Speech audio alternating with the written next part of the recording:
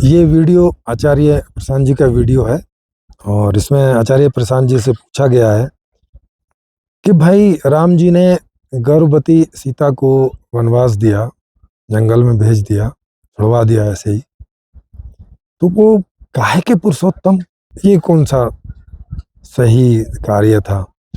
और युधिष्ठिर ने अपने भाइयों को जुए में लगा दिया, अपनी पत्नी को जुए में लगा दिया, है ना, टाइप करके।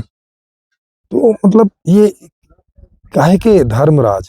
तो भैया इस बात पे जो है आचार्य प्रशांत जी बिफर गए, नाराज हो गए, गुस्से में हो गए, है ना। उनके इस वीडियो का लिंक यहाँ आई बटन में आपको मिल जाएगा, यहाँ से खोल के देख सकते हैं।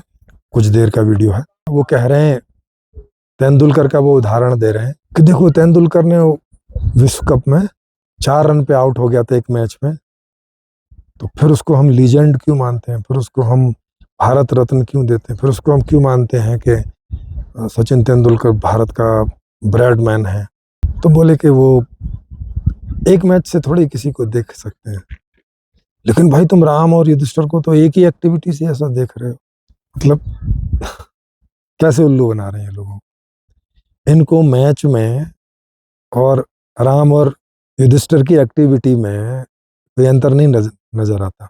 अरे भैया वो मैच है, मैच में कुछ सेकंड ही होते हैं ये निर्णय करने के लिए कि आपको उस बॉल को कैसे मारना है। और अगर आपका निर्णय ठीक हो गया तो उस पे 1 रन से लेके और 6 रन तक बन जाते हैं, और अगर गलत हुआ तो आउट भी हो जाता है। वो गेम है, वो मैच है, वो खेल है। वहां दोनों पार्टियों के लिए बराबर मौका रहता है, क्योंकि खेल में कम से कम 2 पक्ष होते हैं, तो वहाँ दोनों के लिए बराबर मौका होता है। वहाँ ऐसे नियम बने होते हैं कि तो वहाँ बॉलर के लिए भी बराबर मौका है। कई तरह से वो आउट कर सकता है। वो कैच आउट करा सकता है, वो एलबीडब्ल्यू आउट करा सकता है, वो क्लीन बोल्ड कर सकता है, वो रन आउट कर सकता है। कई तरीके हैं आउट करने के, एक नहीं। और वैसे ही कई तरीके हैं रन बनाने के। 1 रन बना सकता है, 2 बना सकता है, 3 बना सकता है, चौका मार सकता है, छक्का मार सकता है। तो वहां सब नियम सेट है उस खेल के, और दोनों पक्षों को बराबर मौका रहता है। और वहां दोनों पक्ष अपना पूरा जो है जोर लगाते हैं, और जिसका जोर जिस मामले में ज्यादा हो जाता है तो वो उस मामले में जीत जाता है, दूसरा हार जाता है। तो ये तो है स्पोर्ट्स, खेल है। वहां बहुत थोड़ा समय रहता है आपको डिसीजन मेकिंग करने के लिए, तो वहां गलती होने की संभावना भी रहती है। लेकिन भैया राम जी ने कौन सी जल्दी में ये डिसीजन ले लिया कि सीता को वनवास कर दो? क्या उनके पास समय नहीं था? इतनी इमरजेंसी आ रखी थी क्या? आराम से बैठ के, और अपने जो उनके महामंत्री वगैरह होते होंगे, सलाहकार होते होंगे, उनको बिठा के, और जो उनके गुरु वशिष्ठ और उस समय के ऋषि मुनि कोई लोग होते होंगे, उन सबसे बैठ के सलाह मशवरा करके भी तो डिसीजन ले सकते थे। और अगर ऐसा करके लेते तो हम लोगों को भी समझ में आता, भाई ऐसी क्या आपत्ति आ पड़ी कि एक धोबी के कुछ कहने से और उन्होंने गर्भवती सीता को जंगल भेज दिया, लक्ष्मण को बोल दिया कि कहीं जंगल में उतार के आ जाओ। क्या ये एक ही बात है कि तेंदुलकर ने एक मैच में 4 रन पे आउट हो गया? अरे भाई वहाँ तेंदुलकर एक ही मैच में नहीं, 10 मैच में भी 4 रन पे आउट हो सकता है, 0 पे भी आउट हो सकता है। वो मैच है, वहां दूसरा पक्ष है। यहाँ कौन सा दूसरा पक्ष था? वो तो राजा थे। वहां दूसरा कोई पक्ष नहीं है, और राजा मतलब है कि भाई सही निर्णय ले, और सही निर्णय लेने का भी उनके पास पर्याप्त मौका है। ऐसा तो है नहीं है कि भाई साहब युद्ध चल रहा है और किसी से लड़ रहे हैं तो वहां ज्यादा समय नहीं रहता है डिसीजन करने का, तो कोई गलती में किसी को गलत तीर लग गया, या किसी का तीर इनको आके लग गया, क्योंकि वहां चारों तरफ से लोग तीर मार रहे हैं, पता नहीं किसका कहाँ चला जाए, किसको किसको लग जाए। तो वहां की संभावना अलग थी।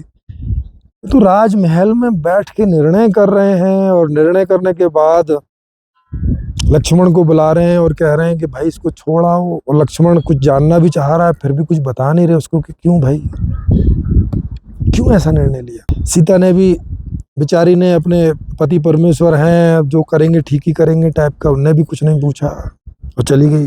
भाई जंगल में छोड़ने से तो बेहतर था कि उनके घर भिजवा देते। जनक के यहाँ। जंगल में छोड़ने का क्या लॉजिक है? लेकिन आचार्य प्रशांत जी को इन पात्रों को जो है सही ठहराना है। हालांकि इस वीडियो में वो मान रहे हैं कि ये तो गलत काम ही किया राम ने, पर वो कह रहे हैं कि उनके एक गलत काम से तो उनको ऐसे खराब जज नहीं करो ना, मतलब बचाने का प्रयास कर रहे हैं। क्योंकि अब उनकी सारी जो देशना है, सारा जो उपदेश है, वो बेचारे इन्हीं लोगों के ऊपर टिका हुआ है कि अगर ये गिरे तो आचार्य प्रशांत जी की सारी समझ गिर जाएगी। आचार्य प्रशांत जी को कोई दो कौड़ी के भाव नहीं पूछेगा, उनकी हालत खराब हो जाएगी, उनकी नीचे से जमीन खिसक जाएगी सारी जिस पर वो चल रहे हैं। वो कह रहे हैं बस एक ही तो चीज खराब की है। भाई एक नहीं की है भाई, लाइन लगा के है। अब आप देख नहीं पा रहे हो, अब वो अलग बात है। मुझे कभी अपने यहाँ चर्चा में बुलाओ, फिर देखो मैं बताता हूँ कि राम के जीवन में अच्छाई ढूंढनी मुश्किल हो जाएगी। अब ऐसी बुद्धि हो देखने की तो की बात है ना, आपके बस की नहीं है। आप तो पता नहीं ये एक गलती भी मान रहे हो, नहीं तो ये वाली गलती भी कोई मानता नहीं। वो बोलते हैं भाई प्रभु हैं, उनकी तो लीला है, उसको भी गलती नहीं मानते वो लोग। युधिष्ठिर की भी ये गलती नहीं मानते कि भाई उनने अपने भाइयों को दाव पे लगा दिया जुए में और पत्नी को दाव पे लगा दिया। कम से कम आप गलती तो मान रहे हो, इतनी बुद्धि तो आप में है कि ये एक एक गलती तो दिख रही है आपको उनकी, या और एक दो चार गलती दिख रही हैं जो बिल्कुल ही ब्लंडर टाइप है, वो तो दिख रही है। लेकिन भैया और बहुत सारी हैं। राम जी के जीवन में तो गलतियों से उनका जीवन भरा पड़ा है।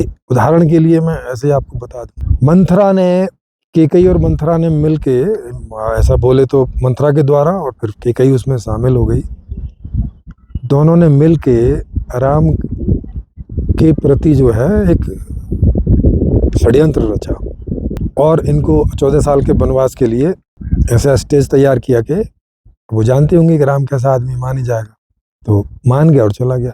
ये भी नहीं कि तुम राजा बनने वाले हो, जांच पड़ताल तो करो कि केकई राम के लिए 14 साल का वनवास और अपने भरत के लिए राज्य मांग क्यों रही है।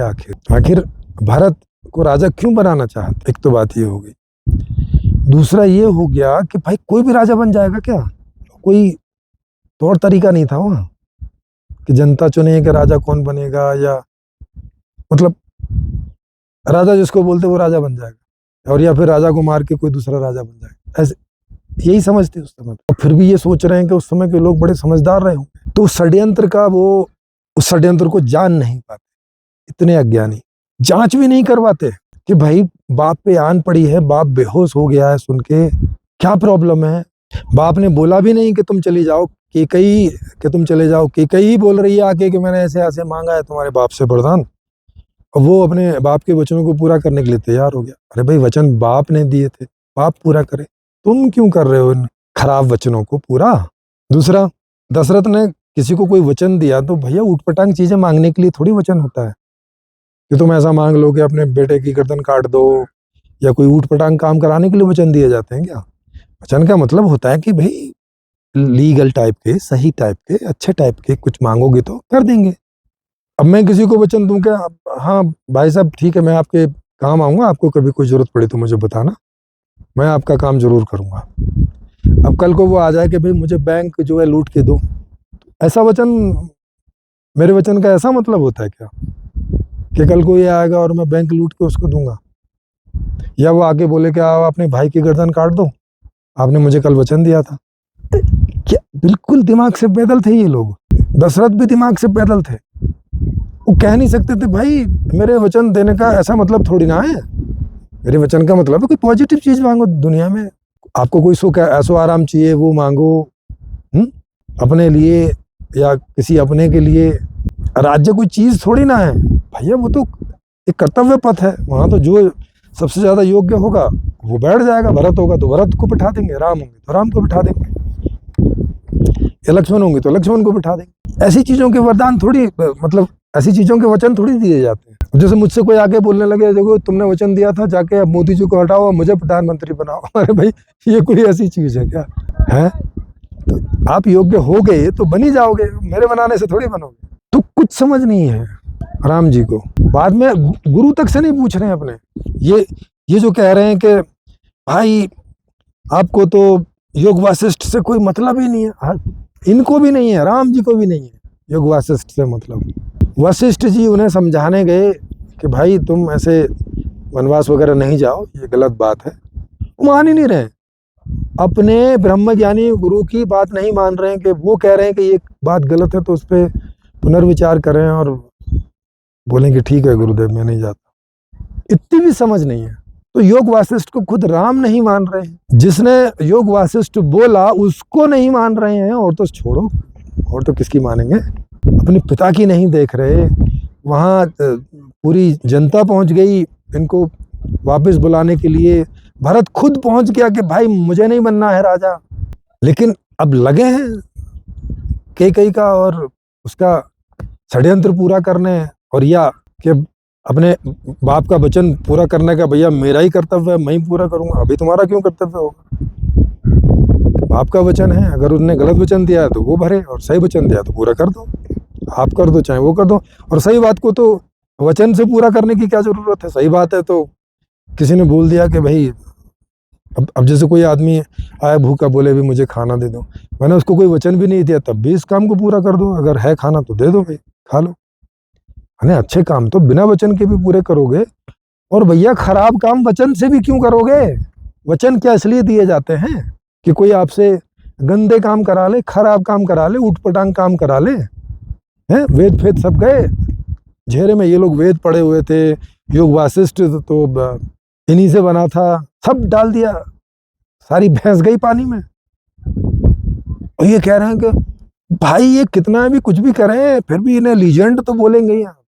भैया कम दिमाग के आदमी लीजेंड बोल सकते हैं, आप बोल सकते हो आचार्य प्रशांत जी, क्योंकि आपके अंदर दिमाग की बहुत कमी है, इस तरह के दिमाग की, मतलब IIT वाला तो होगा।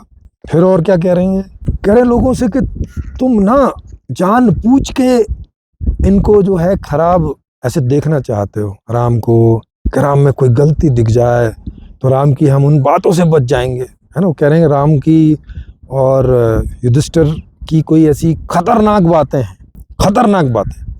भैया उनकी खतरनाक बातों को हम क्यों मानेंगे? हमें क्या जरूरत पड़ी है कि राम की कोई खतरनाक बातें हैं, खतरनाक मतलब क्या, जो हमारे लिए नुकसानदायक हो, हम उनको क्यों माने? ये कितने भी लीजेंड रहे हो, माने अब जैसे महात्मा गांधी है, अब लीजेंड रहे, अब वो अगर कोई ऐसी बात बोलते हैं जो देश के लिए खतरा है, या देशवासियों के लिए खतरा है, या मेरे लिए खतरा है, मैं क्यों मानूंगा ऐसी बात को? वो लीजेंड भी रहे हो तो भी। मान लो कि वो भगवान ही आ जाए, मान लो कि गांधी जी भगवान ही है भाई, और आके कोई खतरनाक बात बोलने लगे, मैं क्यों मानूंगा उनकी? इसलिए कि भगवान है मान लो, मैं क्यों मानने लगा? मैं क्यों खतरा उठाऊं? वो जीवन कोई खतरा उठाने के लिए है क्या? जीवन क्या इसलिए मिला है कि खतरे पे खतरे उठाए जाओ, है ना। ये कह रहे हैं कि भाई उनके, अब युधिष्ठिर ने जैसे यक्ष के सवालों के जवाब दिए हैं तो ठीक है, उनको काम चल गया, हमारे तो किसी काम के नहीं। भैया उसमें कोई एक आध काम का होगा तो इस्तेमाल कर लेंगे, लेकिन उसकी आड़ में उन्होंने जो कुकर्म किए हैं उनको नहीं बोलेंगे कि ये कुकर्म था। अपनी पत्नी को जुए के दाव में लगाना कुकर्म था, राज्य को जुए के दाव में लगाना कुकर्म था, अपने भाइयों को जुए में लगाना कुकर्म था, और उसका परिणाम द्रौपदी का देखो, बलात्कार होते होते बचा। ये युधिष्ठिर दिमाग के इतने अंधे, पता नहीं काय के लिए धर्मराज उनका नाम रख दिया, और इसके अलावा पता नहीं उन्होंने ऐसा क्या किया था जिसकी वजह से धर्मराज बोल रहे हो। कुछ हो सकता है, दो चार कुछ अच्छे काम किए होंगे तो अच्छा आदमी बोल दो, मैं धर्मराज जैसा क्या है? दुनिया में ऐसे कौन आदमी है जो अपने जीवन में दो चार अच्छे काम नहीं करते हो? तो सारे धर्मराज हो जाएंगे। अच्छा, फिर बोल रहे हैं कि राम को जो है अवतार ही तो बोला गया, और अवतार का मतलब समझा रहे हैं। अवतार माने वो जो निराकार है, वो जो निर्विकार है, वो जो निर्गुण है, उसे शरीर में आना पड़ता है हमारे लिए। अब बताओ, बेचारे की मजबूरी, अब दुनिया उसने बनाई, अब मजबूर हो गया, अब आना पड़ेगा। अब जो के शरीर में आएंगे तो भाई कुछ तो हमारे जैसे भी लगेंगे, हमारे जैसे मतलब गलत, जैसे हाँ हम लोग गलत अज्ञान में कुछ भी ऐसे काम कर जाते हैं, अज्ञान में, मजबूरी में, वैसे ही ईश्वर भी शरीर धारण करेगा और फिर मजबूरी में, और वो भी अज्ञानी हो जाएगा, वो अज्ञान में वो भी ऐसे कुछ जो है खराब काम करेगा। फिर भैया वो उन्होंने शरीर लिया क्यों, और ऐसी दुनिया क्यों बनाई है, और शरीर का ऐसा गुण धर्म क्यों बनाया खराब टाइप का, कि अगर परमात्मा भी शरीर ग्रहण करे तो उठपटांग काम ही करता घूमेगा। है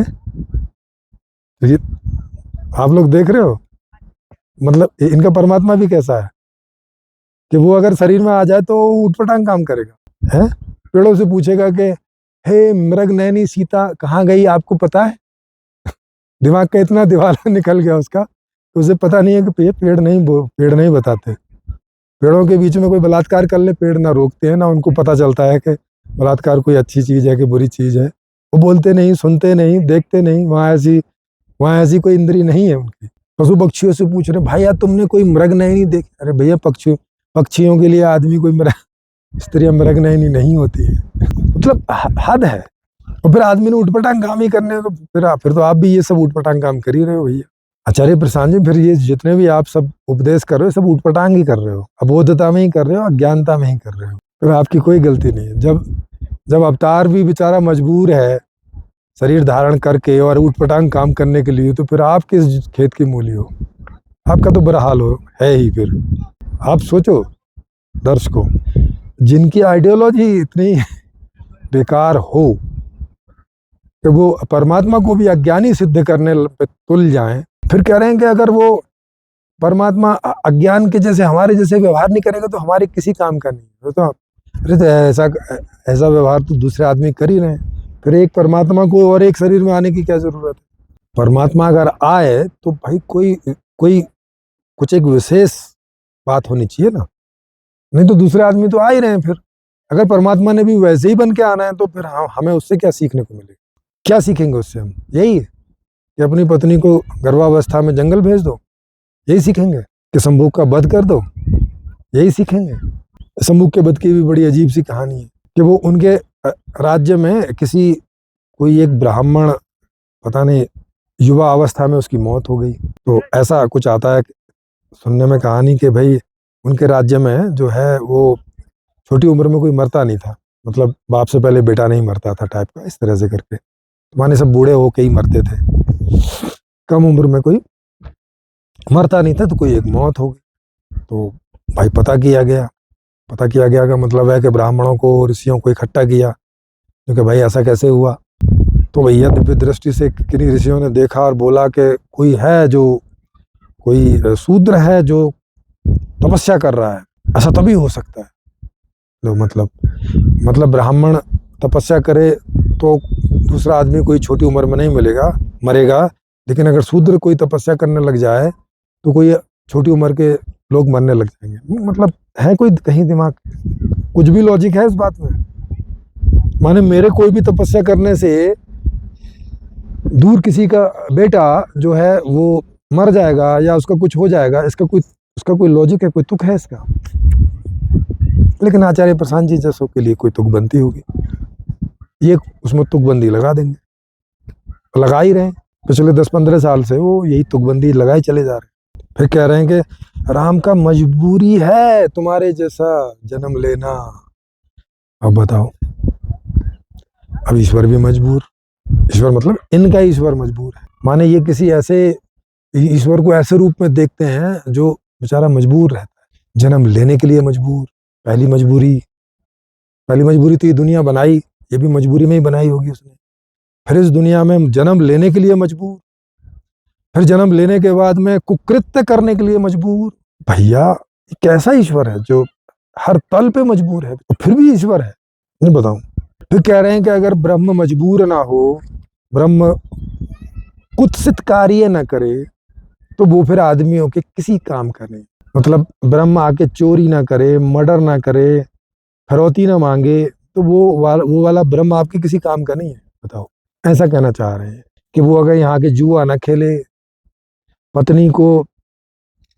प्रेग्नेंट पत्नी को जंगल ना छोड़ा है, वो तो ऐसा ब्रह्म आपके किसी काम का नहीं है।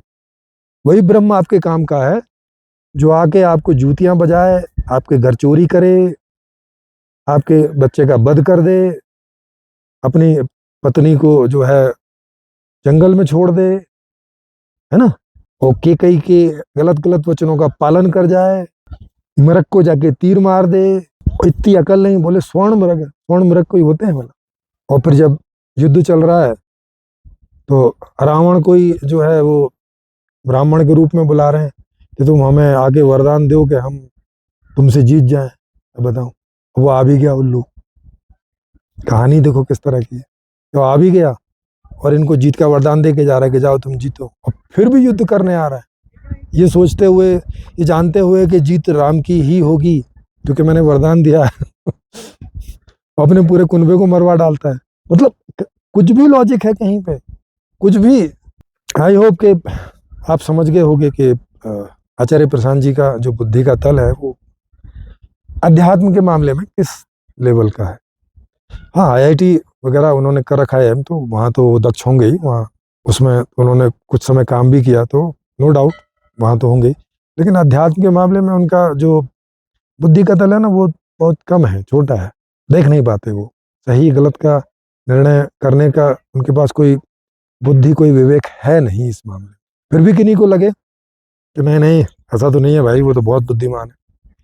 तो भैया, आपने उनके अंदर कोई ऐसी बुद्धि वाली बात देखी होगी तो हमारे यहाँ आप ऑनलाइन चर्चा में आमंत्रित हैं। मेरा नंबर व्हाट्सएप के नीचे फ्लैश होता रहता है, आप उस पर रखेंगे तो आपका हम लोग ऑनलाइन चर्चा आपकी गठित कर देंगे, और ये फ्री है।